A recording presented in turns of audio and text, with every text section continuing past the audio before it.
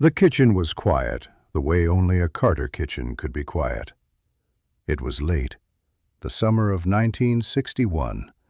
The light outside the window over the sink had gone soft and gold, the way Virginia light does in early August when the day has finally given up. Somewhere down the hall, a child was being put to bed. Somewhere outside, a dog was settling in the grass. And June Carter stood at the kitchen sink with a folded letter in her hand and a box of wooden matches on the counter beside her. She was 31 years old.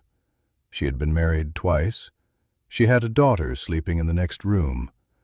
She had a name people knew in Nashville and a voice that could fill a tent revival. And she was about to burn something she had written 3 nights earlier and could not bring herself to mail. The letter was 4 pages long. She had written it by hand at the small desk in her bedroom after the house had gone to sleep, with a single lamp burning and the windows open to the night. She had written it the way you write a letter you do not intend to send, with no margins, with crossed-out lines, with the kind of honesty that only comes when you know no one will ever read it. She had written it to Johnny. She had not seen him in months. She had only met him a few times, really. Backstage in Nashville, a handshake at the Opry, a conversation in a hallway that had lasted maybe 11 minutes and that she had been replaying in her head ever since. And now there was a tour being arranged. Her sisters had talked about it. Her mother had talked about it. The Carter family was being asked to come out on the road with Johnny Cash and the Tennessee Three, and somewhere inside her, June already knew what that would mean. It would mean rooms. It would mean hallways and hotel doors and quiet hours between shows. It would mean sitting close to a man whose voice had already lodged itself somewhere under her ribs. A man who was married. A man who had 4 little girls in California. A man who was, by every account she had heard, already coming apart at the edges. She had written the letter to warn herself. That was the truth of it. She had not written it to him. She had written it for her own hand, in her own voice, addressed to the only person she could not lie to. And every line of it had been an attempt to put down on paper what she could not say out loud. What the letter said in plain words was this: I cannot do this. I cannot love you. I am a Carter, and you are not free, and I have already broken one home of my own, and I will not break another. I cannot get on that bus. I cannot ride those highways with you. I cannot sit across from you in a diner at 2 in the morning and listen to you talk about your brother and watch your hands shake on the coffee cup. I cannot. I cannot. I cannot. She had written cannot 11 times in 4 pages. She had counted. And now she stood at the sink with the letter in her left hand and a match in her right hand, and she could not tell for the life of her whether she was burning the letter to keep her promise or burning the letter to set herself free. She struck the match. It took 2 tries. The first one snapped. The second one caught with that small, soft hiss that wooden matches make, and a thin curl of smoke rose into the air above the sink. She held the flame steady. She did not bring it to the paper yet. She stood there, in that small kitchen, in that small house in Mace's Spring, and she let the match burn down 1/4 of an inch before she moved. Outside, a screen door slapped shut somewhere on the porch. Inside, the refrigerator hummed. She thought about her mother, Maybelle Carter, who had carried this family on her back for 30 years. Maybelle, who had never once raised her voice, and who had a way of looking at June across a kitchen table that could undo a lie before it was spoken. June thought about what her mother would say if she knew what was written on these 4 pages. She thought about what her mother would say if she knew what was not written. Because the letter had not told the whole truth. The letter had said, cannot, 11 times. The letter had not said the other word. The letter had not said the word she had been turning over in her mouth for weeks, like a stone she could not swallow. She had written cannot, cannot, cannot, but what she had felt, sitting at that desk with the lamp burning, was a different word entirely. A quieter word. A word that did not belong to her yet, and might never. A word she had no right to feel for a man she barely knew. She lowered the match toward the corner of the letter. The paper caught, slowly. First a brown edge, then a small line of orange, then a soft yellow flame walking up the side of the page. She watched it go. She did not flinch. She held the letter out over the basin of the sink, and she let it burn down toward her fingers, and she thought, for the first time in days, about Jack. Not her Jack. Johnny's Jack. Johnny's brother. The boy who had died on a saw in Arkansas when Johnny was 12 years old. She had heard the story once, in passing, from someone backstage. She did not know the details. She did not need to.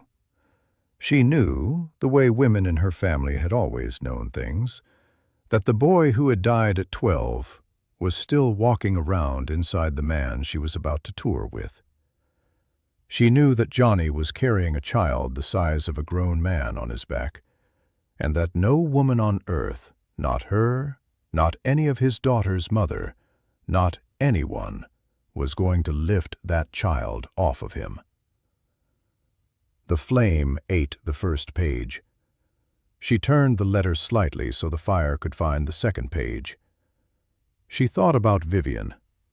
She had never met her. She had only seen a photograph once. A pretty, dark-haired woman holding a baby on her hip in front of a stucco house in California. June had looked at that photograph for a long time.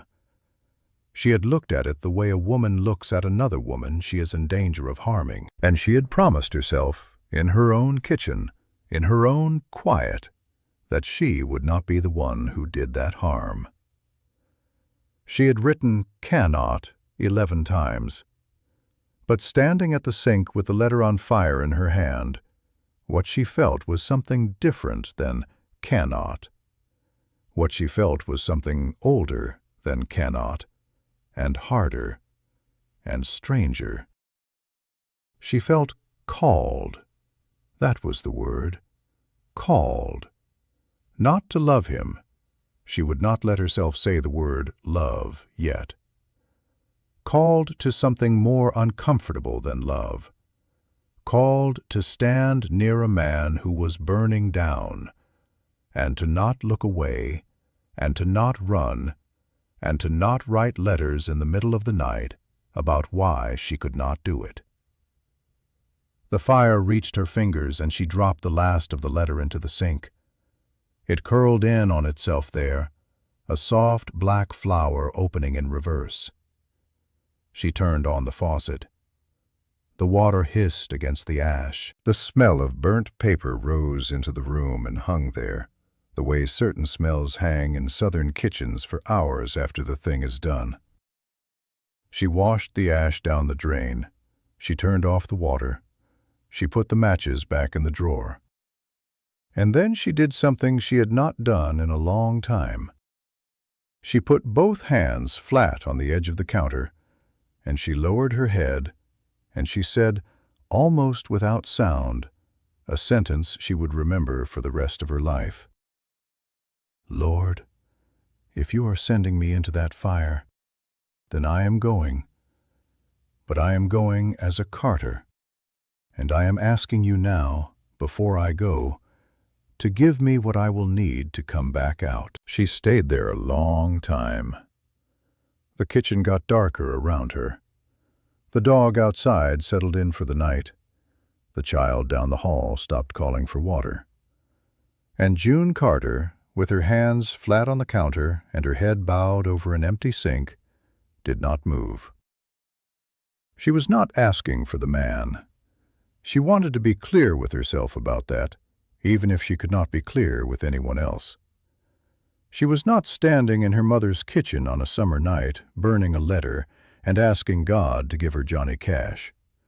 She had more sense than that, and more shame than that, and more love for her mother than that. She was asking for something smaller and harder. She was asking to be made strong enough to be near him without falling, strong enough to sing harmony beside him on a stage and step away from him in a hallway, strong enough to hold a line that no one would see her holding. She thought, standing there, about all the women in her family who had held lines no one had seen. Her mother, who had played guitar with bleeding fingers in a tent in 1927. Her Aunt Sarah, who had walked away from a marriage and a stage and a name. Her grandmother, who had buried children in red Virginia clay and gone back to the field the next morning. June had been raised inside a long, quiet inheritance of women who did the hard thing in the dark and never told anyone they had done it.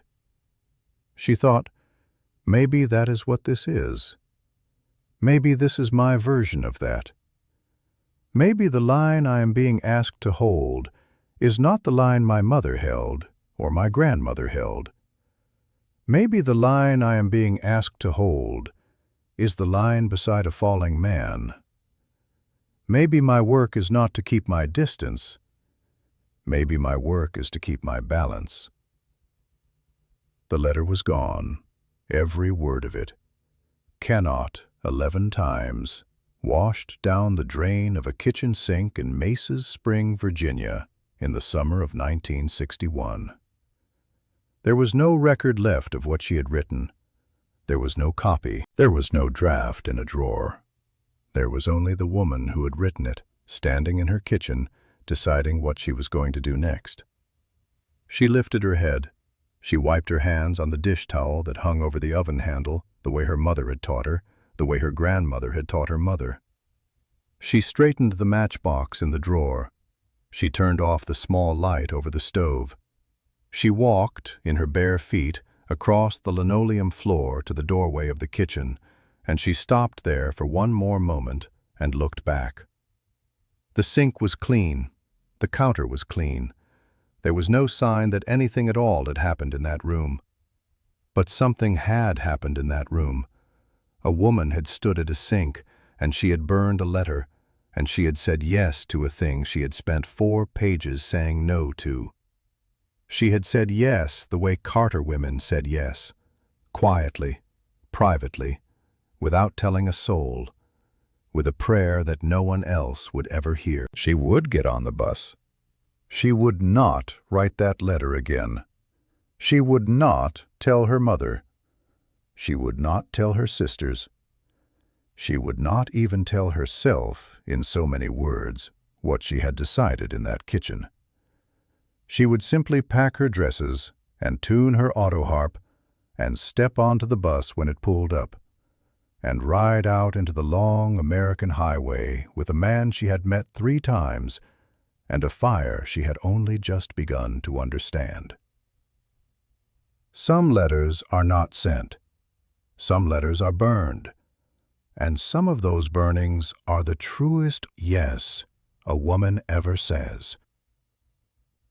The kitchen light went out, and in that small dark room with the smell of burnt paper still hanging in the air, June Carter walked down the hallway to bed, and a single, terrible, beautiful season of her life began.